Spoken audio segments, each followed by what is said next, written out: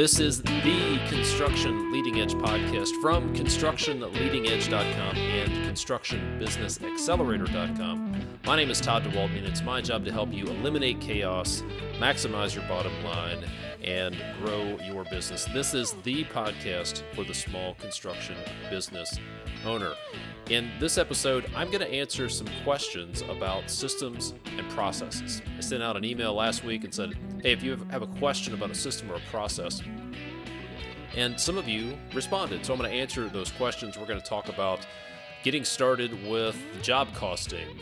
We're also going to talk about where to start if you want to polish up your entire business. We'll talk about passing the project off from sales to project management, pricing strategies to close more sales at higher margins, and how do I eliminate tire kickers? So I'm going to answer those questions. Before we get into that, I've got a couple of resources I want to share with you. First of all, this podcast episode is sponsored by Company Cam. And as a contractor, you manage a ton of jobs every day, right? And trying to keep up to speed and ensure that the work actually gets done might take up too much time. And that's where Company Cam comes in. With Company Cam, every photo that your guys take at a job is automatically organized by location and instantly synced from the field to wherever you are. Now, with Company Cam, you'll know exactly what's happening across the company. You'll be able to communicate more effectively, and you'll be able to cover your butt from future claims. Document your jobs, communicate with your crews, and protect your company, all with Company Cam, the only app that every contractor needs. Right now, you can claim your free 14-day trial, plus get 50% off the first 2 months over at companycam.com/CLE. companycam.com/CLE.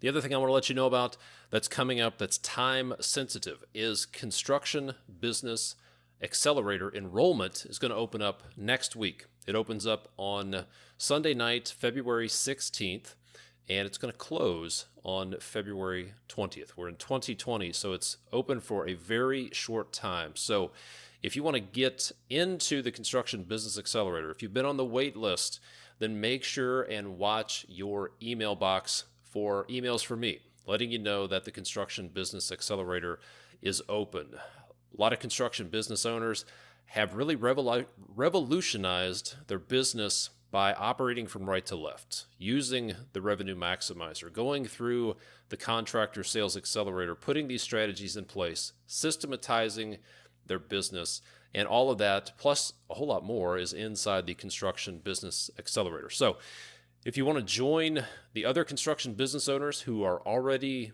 changing their business and their lives, then go to ConstructionBusinessAccelerator.com. If you're not on the wait list, you can go there, get on the wait list, and you'll also get my free video series, How to Systematize Your Construction Business. Frankly, if you don't care about the Construction Business Accelerator, but you want a powerful tool that will help you solve just about any problem you're facing on a project, then go to ConstructionBusinessAccelerator.com. Watch the video on how to do root cause analysis. This is one of the most powerful things that I teach in my live events and the workshops. You'll learn how to get to the root cause of just about any problem, and that, my friends, is a superpower. Let me ask you a couple of questions. Have you ever wondered, am I the only one who's dealing with this stuff in my business? Are other people struggling with cash flow or finding good people or building backlog? Have you ever said, I wish I had somebody that I could talk to about this idea so I could bounce it off them? Or have you ever thought, man, it would be great to be able to get away from my business, get away from the day-to-day, the dumpster fires, the firefighting for a day or two, and really get up to like a 30,000-foot view and think strategically about the business? And what if you could get away? What if you could spend 2 days with other construction business owners like you? What if you could do it where it's 85 degrees and then maybe even turn it into a vacation? Well, if you want to boost the profitability of your company, if you want to maximize the bottom line profitability of your company, you want to get away from your business for a couple of days, and you want to spend a couple of days with a bunch of other like-minded construction business owners just like you, then this is the best thing I can do for you. It's the Advance. It is a live event. It's in Fort Myers, Florida, April 2nd and 3rd of 2020, and it's the best thing I can do for you. So if you want details on that and see what it will do for you, there's a laundry list of things that it's going to do for you. Maybe the best thing it's going to do for you is help you develop relationships with other construction business owners. It's going to encourage you. It's going to help you have hope and have accountability, give you maybe the kick in the butt that you need to take action on some things and move forward. If you're interested in that, go check out all the details about the Advance. You can grab your early bird pricing for a short time over at constructionbusinessaccelerator.com/advance, ADVANCE. And if you need some details on that or you can't remember the links, shoot me a text, 859-667-2015. Let me know what you're looking for, and I'll get you what you are looking for. Now, let's jump into these systems questions. So here was the question that I sent out in an email a week or so ago. What is one area of your business where you need a good system? Hit reply and let me know. I'll try to cover it in a podcast or a training video. So that's what we're doing. I picked out some of the questions that I received, and we're going to answer them. So number one, this came from JP. JP said, one area of our business where we need a good system is job cost tracking and being able to cross-check it with our original estimate so we can tell in real time if we are, one, estimating correctly, and two, making a profit. This would also aid in future estimates. So that's a great question, JP. It's a big topic to cover, but I want to talk about some keys for getting started, some things that you really need to do to get started with cost tracking, job costing. So number one is you have to set up cost codes, right? If you're a home builder, there are NAHB cost codes that you can use that are standardized. There are probably other cost codes you can use, but you need to get your accounting system set up with cost codes. And then you want to use the same cost codes for estimating and tracking actual costs. So imagine this. What if you could create your estimate, and then when you find out that you got the job, you can immediately load that information into your accounting system. That's what you need to do. So think estimating rolls right into your cost codes, but it all starts with having the cost codes. And you can do this in QuickBooks. You can find this information, but you need to have your cost codes set up. And don't get too detailed. Like, you don't need a cost code for 3-inch galvanized or 3-inch composite deck screws versus 2-inch composite deck screws. Miscellaneous materials, fasteners. Think about the level of detail that you want to track your costs into and set up your cost codes. Number two is if you have hourly labor or any kind of labor that you're going to associate with your jobs, you need to have a time tracking system, especially if you have hourly labor. Otherwise, you're pretty much flying blind. And the system that I recommend, that I used personally for several years, is T-Sheets. You can go to constructionleadingedge.com/T-Sheets, and it's a mobile-based time tracking system. It integrates with QuickBooks. It's actually owned by Intuit, who owns QuickBooks, so it integrates seamlessly. I've recommended it for years. A lot of people who listen to the podcast and a lot of my clients use T-Sheets. So get some kind of time tracking system in place so that you can associate and you can charge every hour of labor cost to your projects. And a system like T-Sheets will do that pretty smoothly. Number three, something that you want to make sure that you're doing if you're trying to keep track of accurate cost, is make sure you don't forget about your overhead. There are indirect costs, overhead costs that need to be distributed to your projects. Otherwise, it may look like you're making money, but you're actually not, because you're not including overhead. So figure out a way to distribute your overhead. It could be a prorated share. What I used to do in some situations where I had fixed overhead costs and we didn't track those costs. There's no good way to split them up among projects. Would be whatever we would split up the overhead on a prorated percentage based on the revenue of that project. So if project A was 20% of the revenue of the company for the month, or the 20% of the cost that we incurred in the month, we assigned 20% of the overhead to that job. It's one way to do it, but make sure that you're somehow distributing your overhead across your job costs. You can do this with QuickBooks. QuickBooks is set up to do job costing. So if you have a bookkeeper or you're doing it yourself, go look up some YouTube videos on how to do this. If you're looking for a good system that can not only do job costing, but also help you with project management, help you with scheduling, managing selections, communication with everybody on your team, including trade partners and clients, I recommend you check out Co-Construct. You can go to constructionleadingedge.com/co-construct, sign up for a demo, check them out. If you go directly to them, make sure and tell them that I sent you. And then that way they'll give you a bunch of templates and a bunch of extras as well. But just make sure that you tell them, hey, Todd DeWalt sent me, and I'll make sure that you get a bunch of bonuses and extras if you end up going with Co-Construct. But if you're a home builder or a remodeler and you don't have a system, then I cannot recommend Co-Construct highly enough. And if you want to outsource your job costing and outsource your bookkeeping, then there's one company that I recommend. Well, in general, I recommend that you outsource your bookkeeping. If you're doing your own bookkeeping, trying to keep up with it, chances are you hate it, and chances are also good that you suck at it. No offense. But my advice would be to outsource your bookkeeping.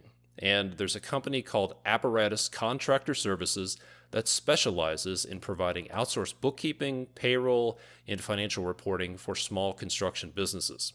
So if you want to offload your bookkeeping and payroll headaches, let somebody else deal with that stuff so you can spend your time doing things that you actually make money at, then go to constructionleadingedge.com/headache and check out what the Apparatus Contractor Services team can do for you. All right, here's the next question. This one is pretty general. This came from Jason. He said, I'd like to polish up our whole business: lead generation, marketing, project pricing, project management, customer service, hiring, management, time tracking. That's a big question. And here's where I would start. When I have gone to clients' offices and help them eliminate their chaos in their business, get systems and processes set up, if they're not sure where to start, then here's where I would start. Maybe there are symptoms all over the place. Maybe they think they need to hire people. Maybe they think they need better lead generation. Maybe they think they need to do Facebook advertising. Maybe we need to tighten up reporting and forecasting. Here's where I would start. If you're not sure where to start, then here's my recommendation. Start by maximizing your bottom line profitability with the work that you have. So how can we maximize bottom line profitability without hiring more people and without finding new customers? Before you scale your business, you need to make sure it's running optimally. It has to be running at maximum profitability. Otherwise, if you scale the business, then if you double the business, you'll probably double your problems and maybe even triple your problems. Sometimes problems and profit bleeds grow exponentially, if you know what I'm saying. So let's make sure and maximize the profitability, bottom line profitability. Let's not grow the top line. Let's maximize the bottom line profitability of what you have. And that's going to help solve cash flow problems. It's going to help you build up some working capital so you can go do the things that you want to do. And it's going to make sure that you don't exponentially grow your problems. So how do we start with that? The first place I would look at is, my approach is very similar to if you show up at the ER and you're bleeding. Let's say you did like I did several years ago and shot a nail through your thumb. The first thing they're going to do is triage you and see what the problems are. They're going to stop the bleeding. And my advice for you is to do the same thing. Let's stop the profit bleeds. Where are you bleeding profit? Where are the holes in your ship? Where are you bleeding? Let's stop that. So let's look at crew productivity. How are we losing time? How can we get our guys in and out of the shop in the mornings faster? How can we keep them out of stores and supply houses and gas stations to make sure that our revenue producing people, assets are spending as much of their time as possible on the job site? How can we eliminate lost time? And one of the best ways to keep them productive is to make sure they have the material that they need and that they're not double handling material. So let's make sure we're planning. Let's make sure that we're scheduling our projects properly, all in an effort to maximize crew productivity. I would also look at eliminating unsolicited charity. Unsolicited charity is when you do work for free. Somebody's willing to pay for it, but you never charge for it. And this happens when your team or your trade partner or your subcontractor does some work for free. They send you an invoice or you pay them, you buy the material, and then you never charge the client for it. Unsolicited charity. Or you pay your trade partner for something that's an extra, but you don't charge your client for it. So let's eliminate unsolicited charity. Make sure that you're getting paid for all the work that you're doing.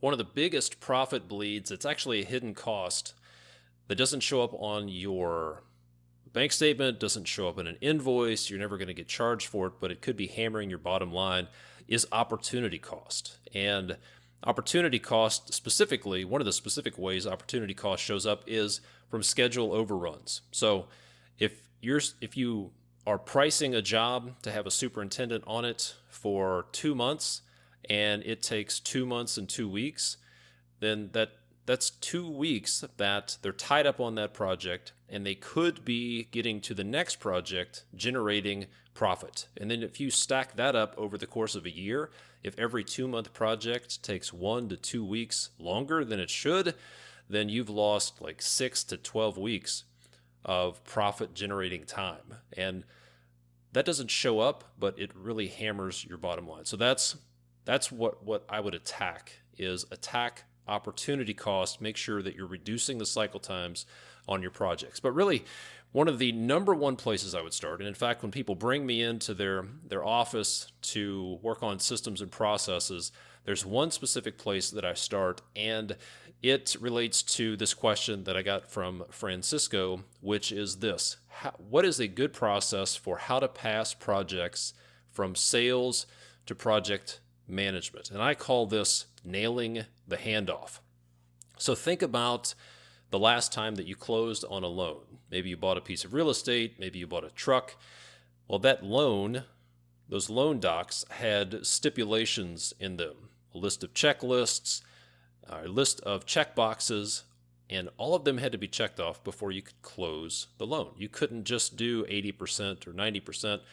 It was either all or nothing. And that's how you need to think about handing off your projects. When you hand off a project from estimating to the field, from sales to operations, whatever you call it, you need to think about closing a loan. So fight the urge to hurry up the start and really focus on finishing well. That may mean delaying the start by a few days or a week, but stop focusing on getting started and focus on finishing well. I see this all the time. Go ahead and get started. We'll get the selections cleaned up afterward.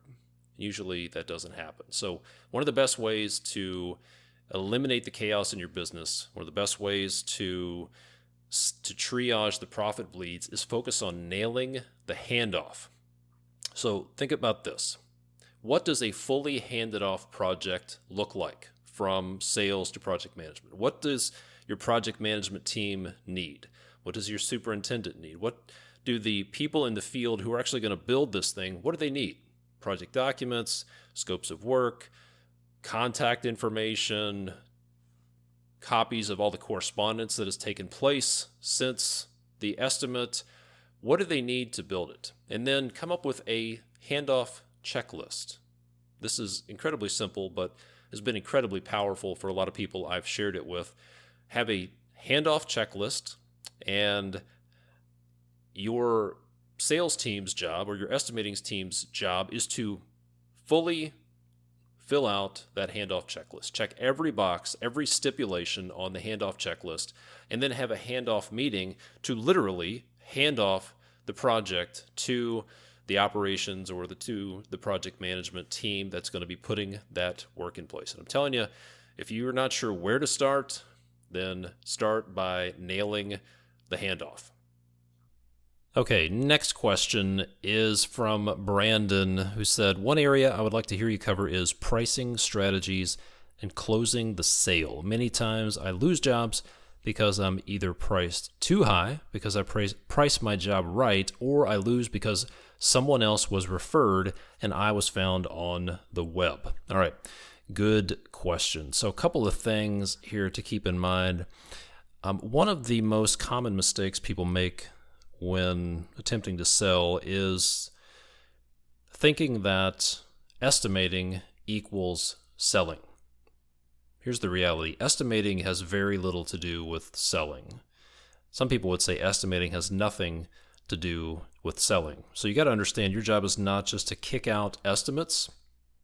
Your job is to sell, and you need to do more than put together a cost estimate and email it to somebody. Now, I'm not saying Brandon is doing this, but this is something I see really commonly is way too much focus on estimating, not enough focus on selling. So a couple of things to think about, to understand as you put together your sales process, and you really need to have a sales process.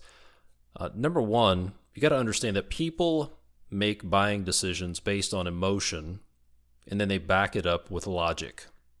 All right, let me say that again. People, you and myself included, make buying decisions based on emotion, and they back it up with logic.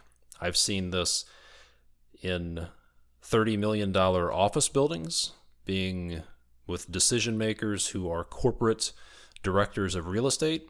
They're making decisions based on emotion, what they feel like, and all the way down to obviously what's a little more intuitive would be residential projects. But your people need to feel good about working with you. They need to feel good about doing the project, and they need to feel the pain and the agitation and the frustration of not working with you or potentially not doing the project. So understand that people buy based on emotion. So think about when you're presenting your price or when you're selling,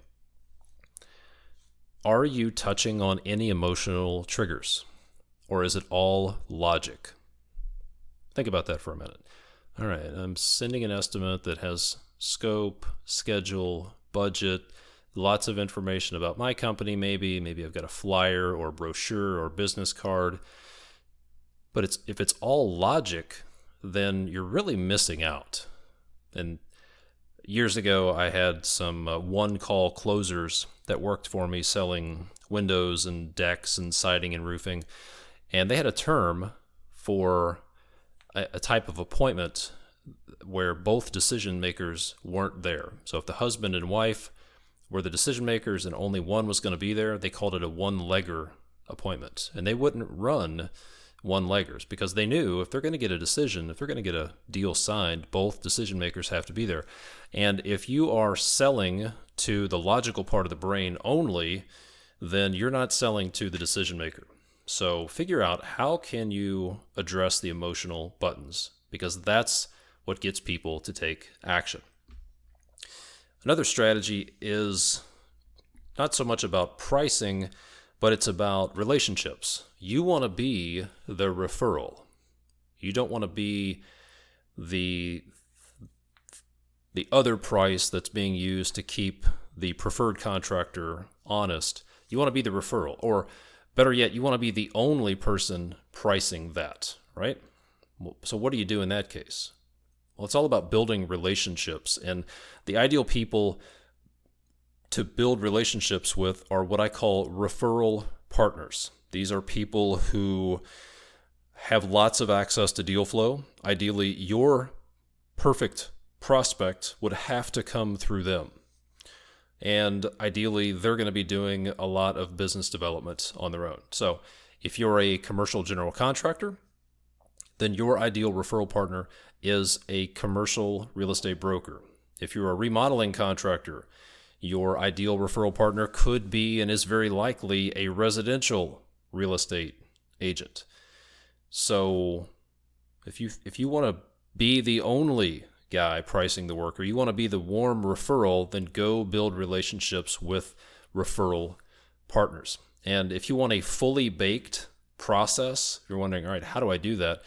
Well, I got that question so many times that I put together a fully baked process called Business Development, How to Systematize It. It uses LinkedIn. You can just follow it step by step. It tells you exactly how to find your ideal referral partner. It tells you what to say, how often to send messages. It is basically a recipe to help you build your referral partner network. And it's in the Construction Business Accelerator program. And if you sign up for that when it's available, you're going to get instant access to that. So it's called Business Development, How to Systematize It.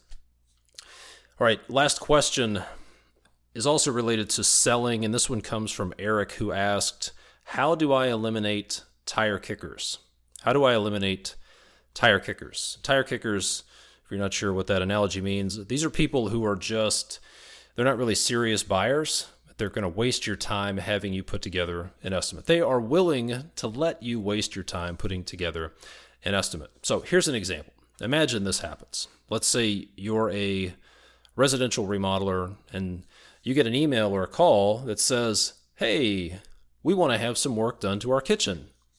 You're thinking $70,000 kitchen remodel, but then you take the time and you drive 30 minutes out to their house and you find out that maybe they just want to have a sink replaced and they're looking for ideas on a kitchen remodel, or you find out that they're getting 12 prices on their little kitchen remodel, or they have no idea what they want and they're hoping that you can help them. And they say things like, well, we were thinking about this and we might do this and we're considering that. And what do you think about this? And they have no idea what they want. Those are tire kickers. So how do you eliminate tire kickers? And really the better question is, how do you eliminate wasted time on unqualified leads? So the first thing you've got to understand is not everybody gets an estimate from you. Okay? Not everybody gets an estimate. Not everybody gets to use your time and experience to put together an estimate. Leads don't get estimates. Qualified prospects do. So that means you need to have a process of qualifying leads so that they become prospects. And then only prospects get estimates from you. And here's what you got to understand. You may need to make these leads do a little bit of work, all right? So here's what that process looks like. A lead contacts you either through email, phone call, text, etc. Step 2, you send them to a survey form. Maybe it's a Google form, it's a contact page on your website, and ask them to give you some info about the project. Then you ask them some qualifying questions, some questions that will tell you whether they're tire kickers or not. Questions that will tell you if they are qualified, if you should spend time on them. And then you review their answers and you call them back to schedule an appointment and take it to the next step. Now, some of you are thinking, oh man, what if I send them to the survey form and they get frustrated and they don't fill it out? Well, if they can't take 2 or 3 minutes to fill out a survey, then they're probably not that serious about doing the project or working with you. And if they're not willing to spend 2 or 3 minutes, then you shouldn't be willing to spend 2 or 3 hours or more wasting time. So qualify your leads. And this is a big topic. It's more than we can get into in a podcast. So inside the Construction Business Accelerator program is a module on how to qualify leads. And you're going to get access to a list of 25 qualifying questions that will help you vet out the tire kickers and then also start to build value in their mind. So you can get them thinking, start asking some emotional questions that starts talking to the right part of the brain, the correct part of the brain that's actually going to make the decisions. And you're going to get that whole process plus a whole lot more inside the Construction Business Accelerator. But the answer to the question is you got to have a qualification process. So there you go. There are some questions about systems and processes with answers as well.